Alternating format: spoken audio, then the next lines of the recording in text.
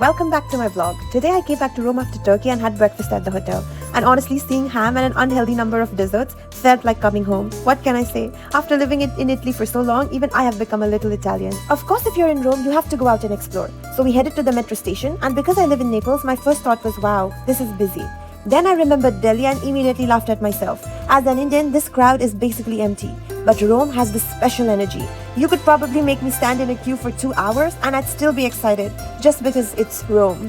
One thing I definitely wasn't expecting in Rome was the police warning us about pickpockets. I was with a group of Turkish people, and the moment they realized we weren't Italian, they told our Italian friends to warn us. And I was like, wow. For a second, I felt like I had accidentally come back to South Asia, because as an Indian, hearing "watch your pockets" is not exactly a new travel tip.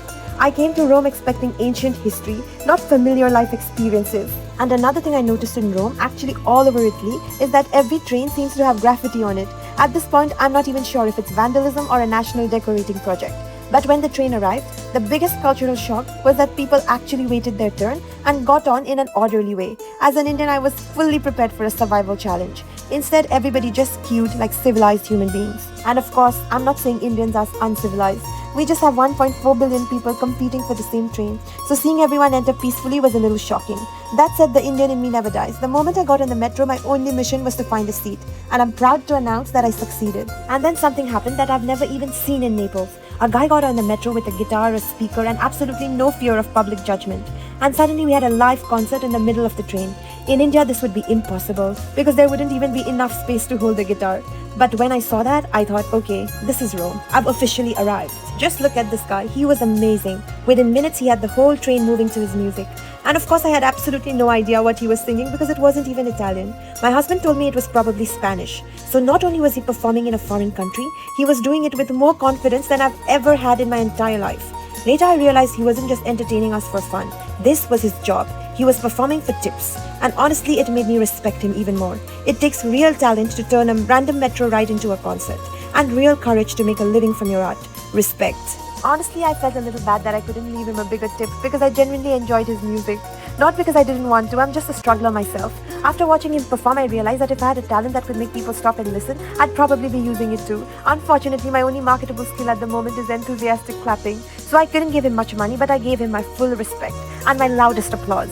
And I think it's only in Rome that you can be on your way to the metro and actually end up in a museum. There were historical artifacts right inside the station. At this point, I think Italy has so much history that they've simply run out of places to put it.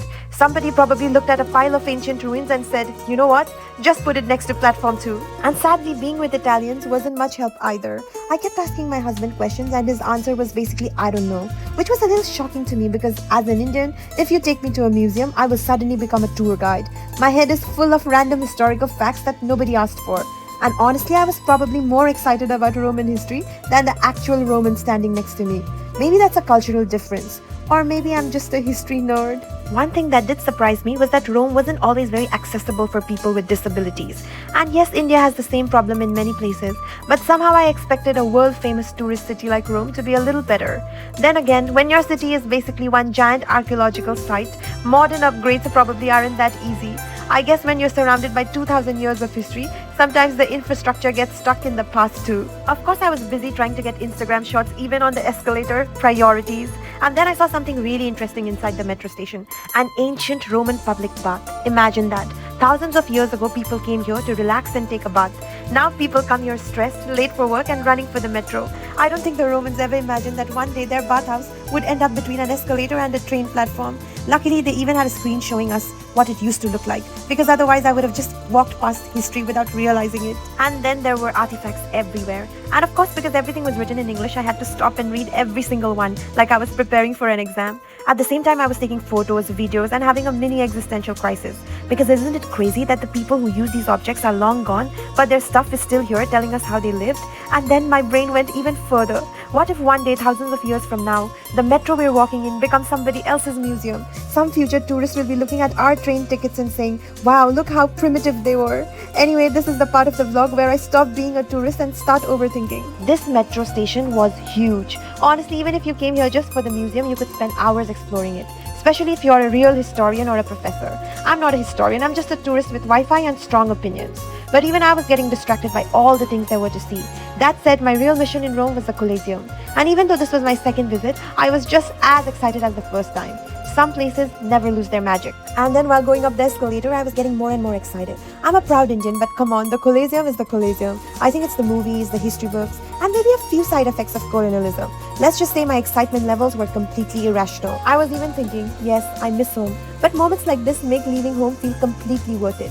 Because just look at it.